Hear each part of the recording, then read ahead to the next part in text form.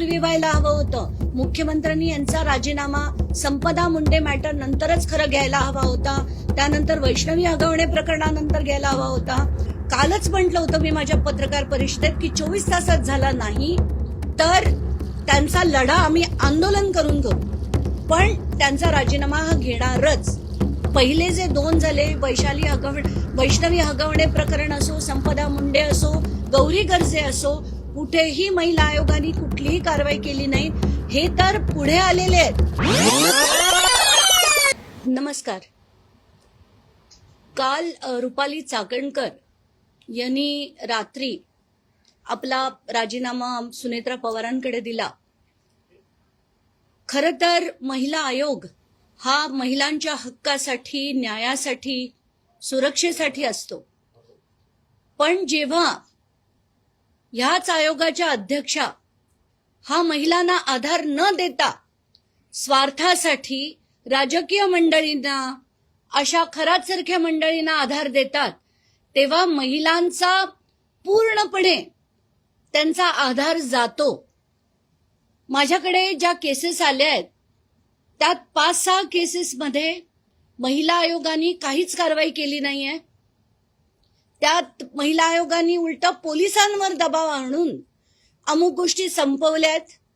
तर त्यांचा राजीनामा होणं हे अपेक्षित होतं. त्याचा लढा आपण कालच म्हटलं होतं मी माझ्या पत्रकार परिषदेत की 24 तासात झाला नाही तर त्यांचा लढा आम्ही आंदोलन करून करू, पण त्यांचा राजीनामा हा घेणारच. काल सुनील तटकरेंची बॉडी लँग्वेज बघितली. त्यांनी तिथून एका ठिकाणून जेव्हा पत्रकारांनी प्रश्न विचारले ते पळून गेले. तर सुनील तटकरेजींना मी ताबडतोब ट्विट करून, म्हणजे माझं मत जे होतं ते मी मांडलं की तुम्ही पळा, पण आता यापुढे तुम्हाला आम्ही ना तुम्हाला सोडू ना त्यांना सोडू. काय वाटेल ते झालं तरी आम्ही लढू. आताच्या घटकेला मी याला पहिला टप्पा मानते आणि याच्या पुढे अनेक गोष्टी होणं बाकी आहे. पहिला म्हणजे जेवढे जेवढे राजकारणी या खरातांकडनं ओशनो जल घ्यायचे यांची नावं बाहेर आली पाहिजेत. रुपाली चाकणकरांवर FIR होऊन, चौकशी होऊन, कारण महिला आयोगाच्या अध्यक्षा म्हणून जर त्यांनी केसेस दाबल्या असतील तर त्या सगळ्या केसेसची कारवाई त्यांच्यावर झाली पाहिजे. आणि ही जेवढी नावं आहेत राजकारण्यांची ती बाहेर आली पाहिजेत. महाराष्ट्राच्या राजकारणाला साफ केलं पाहिजे. घाण करून टाकली आहे महाराष्ट्राच्या राजकारणाची. तर मुख्यमंत्र्यांना एकतर आभार, तुम्ही महाराष्ट्राच्या महिलांच्या डोक्यावर उपकार केलेत निर्देश देऊन. पण खरंच सार्कास्टिक बोलणं नाही, पण खरंच आभार की तुम्ही यावेळेस जरा लवकर तरी ते काम केलं. पण याच्या पुढे कुठेही डायल्युशन होणार नाही अशी अपेक्षा करतो. नाही, प्रश्नच नाही. पहिले जे 2 झाले, वैष्णवी हगवणे प्रकरण असो, संपदा मुंडे असो, गौरी गर्जे असो, कुठेही महिला आयोगाने कुठलीही कारवाई केली नाही. हे तर पुढे आलेले आहेत. याच्या मागे, पडद्यामागे कितीतरी ठिकाणी असे हुंडाबळी जातात. महिला आयोगाकडे महिला कंप्लेंट्स करतात, पण आयोग काहीही करत नाही. कारण अशा निष्क्रिय लोकांना, ज्यांना काडी मात्रही अक्कल नसते, काडी मात्रही त्यांना पडलेली नसते, त्यांना फक्त सगळीकडे मिरवणं आणि राजकारण करणं याशिवाय दुसरं कळत नाही, अशा लोकांना यापुढे मुख्यमंत्र्यांनी महिला आयोगावर आणू नये.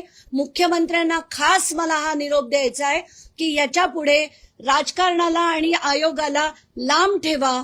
याच्या पुढचे जे येतील महिला आयोगाच्या अध्यक्षा, त्या एक IPS ऑफिसर किंवा एक रिटायर्ड जज यांचीच नियुक्ती करा, म्हणजे खरोखर महाराष्ट्राच्या महिलांना न्याय मिळेल.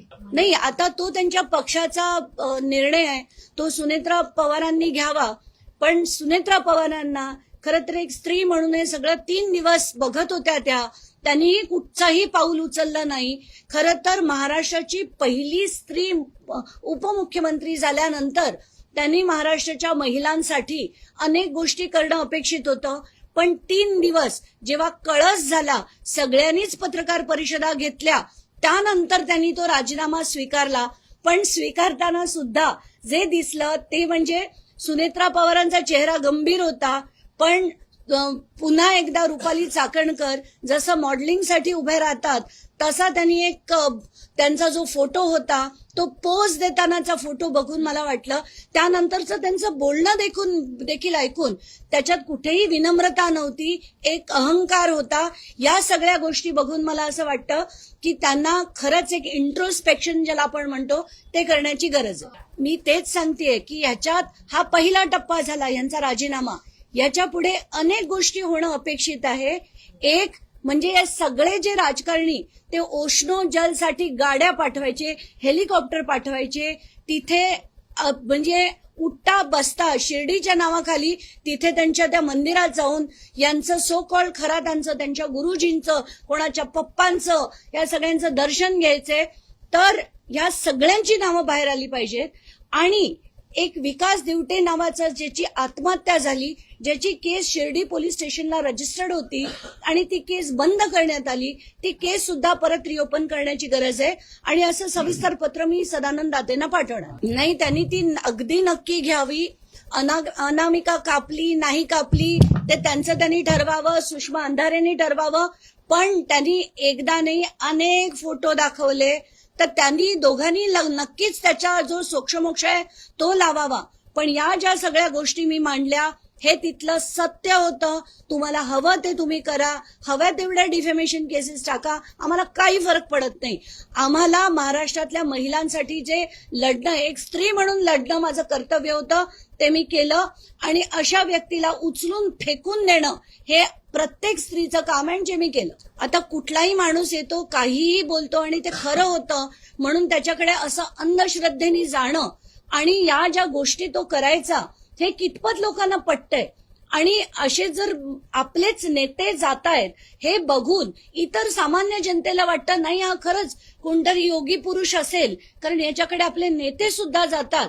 तर आपण या सगळ्या अंधश्रद्धांना, या सगळ्या गोष्टींना कुठेतरी आळा घालणं गरजेचं आहे, असं या नेत्यांना का वाटत नाही हेच मला कळत नाही. अगदी आजी माजी मुख्यमंत्री, नंतर त्या उपमुख्यमंत्री, ते तर तिथे नेहमीच जातात असं ऐकलंय, नेहमीच त्यांच्याकडनं बरंचसं काही करतात असं ऐकलंय.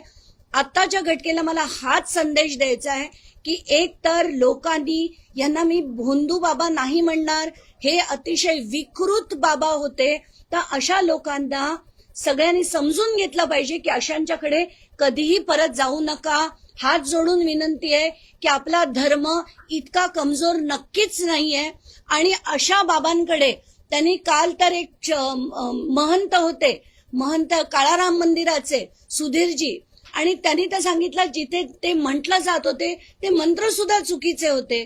तर हात जोडून विनंती आहे, असे कॅप्टन, असे बोंधू, असे विकृत अशा लोकांकडे जात जाऊ नये. मी दीपक केसरकरांचे एक नाही अनेक फोटो अनेक वेगवेगळे बघितलेत, चंद्रकांत पाटलांचे बघितलेत, तर आत्ताच्या म्हणजे भाजपच्या चंद्रकांत पाटलांचे. तर हे जे सगळं आपण बघतोय, ही सगळे जे मोठे मोठे नेते मंडळी आहेत, धनंजय मुंडे आहेत, चंद्रकांत पाटील आहेत, दीपक केसरकर आहेत, सुनील तटकरे, तर उठता बसता आहेत. चाकणकर तर मला वाटतं त्या सिन्नरमध्येच राहिला होत्या की काय असंच वाटतंय. तर इतके त्यांचे फोटो व्हिडिओ, म्हणजे हे एकदाच चुकून गेलेत की भेट घ्यायला गेलेत असं नाहीये, त्यांचे संबंध सगळ्यांचे नक्कीच होते. तर हे सगळं बघून मला वाटतंय की हे फार गंभीर आहे. हे सगळ्यांची नावं बाहेर आली पाहिजे आणि एक तर राजकारणाला आता या सगळ्यापासून मुक्त करण्याची गरज आहे. मला अगदी महत्वाचा प्रश्न विचारला, जयंत पाटलांनी त्यांच्या काळामध्ये मवियानी त्यांचं जे धरणाचं पाणी होतं ते त्यांच्या संस्थेला आरक्षित केलं. पहिलं तर हे आरक्षण काढून टाका, कारण हे जनतेचं पाणी आहे, जिथे तिथले शेतकरी आहेत त्यांना ते पाणी आधी मिळालं पाहिजे. आणि जयंत पाटलांचं सुद्धा नाव याच्यात अनेकदा येताना दिसतंय, याची सुद्धा सखोल चौकशी झाली पाहिजे. मला एकदा नाही अनेक प्रकरणांमध्ये प्रत्येक पदोपदी रुपाली चाकणकरांना कोणी वाचवत असेल तर ते एकमेव नाव म्हणजे सुनील तटकरे. त्यांना पदोपदी वाचवणं, त्यांना पाठीशी घालणं, त्यांच्यावर काही न येऊ देणं, ते त्यांना कोणी काही बोललं की चिडाचिडी करणं, हे एकदा नाही असंख्य वेळा आपण बघतोय. तर ही जे पद होतं, आम्हाला रुपाली चाकणकरांशी काही घेणं देणं नाही. ज्या पदावर त्या होत्या, महिला आयोगाच्या त्या अध्यक्ष होत्या, त्या पदाला काही गरिमा असते. ती गरिमा लक्षात ठेवून त्याने वागणं अपेक्षित असतं. जर त्या कोणाचे पाय धुताना, आपल्या पदराने पाय पुसताना ही सगळी जेव्हा चित्र बघतो, संताप होतो. महिला आयोगाच्या अध्यक्षांनी त्यांच्या पदाचा तरी गरिमा ठेवला पाहिजे. आणि आताच्या घटकेला जे असंख्य व्हिडिओ, माझं तर काल सगळ्यात जास्त संताप पांडुरंगाशी त्यांची तुलना केली म्हणून झाला होता. ते मी सगळ्या माध्यमांना सुद्धा सांगितलं, तुम्ही ही बातमी दाखवा की एक महिला आयोगाची अध्यक्षा जर म्हणत असेल की तुम्हाला आषाढी एकादशीला पांडुरंगाचं दर्शन घेता येत नसेल तर तुम्ही इथे येऊन घ्या, हे पांडुरंग आणि त्या रुक्मिणी. तर इतकं लज्जास्पद असं त्यांचं जे बोलणं होतं, त्यांच्यावर फार म्हणजे 3 दिवस हा सुद्धा फार जास्त कालावधी त्यांना देण्यात आला असं मला वाटतं. सगळ्यांचे जे फोटो होते ते सगळे उष्णोजल घ्यायला जायचे. तुम्ही महिला आयोगाच्या अध्यक्षा होता आणि असं असून सुद्धा तुम्ही केक खाताय, पाय पुसताय, पायावर डोकं ठेवताय, हे आक्षेपार्ह आहे. म्हणून तुम्हाला सॉफ्ट टार्गेट नाही, हे टार्गेट केव्हाच करायला पाहिजे होतं. संपदा मुंडेच्या मॅटरमध्ये जेव्हा तुम्ही तिच्यावर शिंदोडे उडवलेत तेव्हाच तुमच्या अध्यक्षपदाचा राजीनामा घ्यायला पाहिजे होता. पण आता तरी झाला. ह्याच्या पुढे महिलांना थोडा तरी आधार मिळेल आणि याच्या पुढची अध्यक्षा चांगली असेल अशीच मी अपेक्षा करते. धन्यवाद. नाही, याच्यात तर मुख्यमंत्र्यांनी ताबडतोब कारवाई करून त्यांना सुरक्षा दिली पाहिजे आणि त्यांच्या याची जबाबदारी ही आता होम डिपार्टमेंटची आहे. आलतू फालतू लोकांना जेवढे 10 बाउन्सर्स आणि 10 त्यांच्या मागे पोलीस असतात ते काढून द्या आणि अशा लढणाऱ्या लोकांसाठी कोणीतरी तुम्ही बॉडीगार्ड द्या अशीच विनंती मी त्यांना करेन. त्यांनी जी प्रकरणं दाबली, कारण तिथे पीडित महिला होत्या, त्या पीडित महिलांची प्रकरणं दाबली आणि त्या विकास दिवटेची जी सुइसाइड केस होती ती बंद केली. खरातांविरुद्ध त्या अनेक जणांना वेळी अवेळी फोन करायच्या, या सगळ्या गोष्टींची चौकशी झाली पाहिजे. आणि प्रायमा फेसी एव्हिडन्स जर अवेलेबल असेल तर त्यांच्यावर तात्काळ FIR करून चौकशी करून कारवाई ही झालीच पाहिजे. म्हणजे म्हणून मी म्हटलं की पहिला टप्पा म्हणजे त्यांचं राजीनामा आणि आता त्यांच्यावर FIR होऊन चौकशी होऊन कारवाई झाली पाहिजे.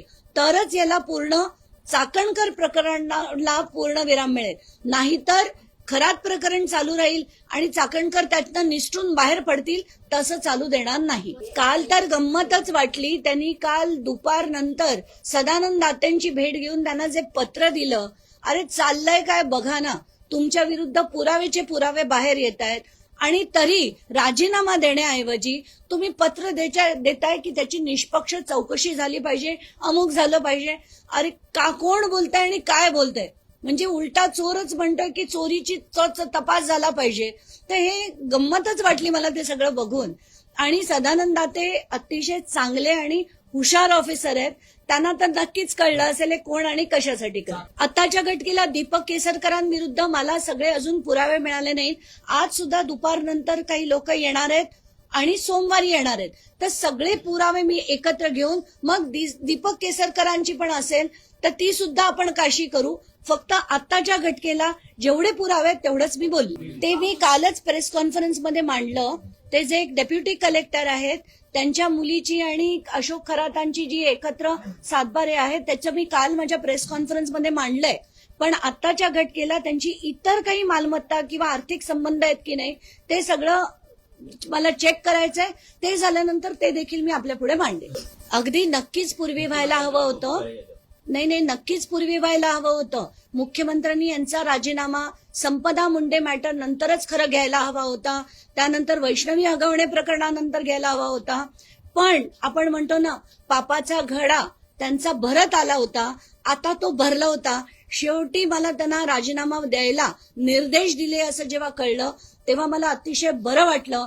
कारण बडतर्फ करणं हे खरं अपेक्षित होतं, पण निर्देश दिले म्हणजे तेच झालं. त्यांना बडतर्फच केलं गेलं असं मी मानते.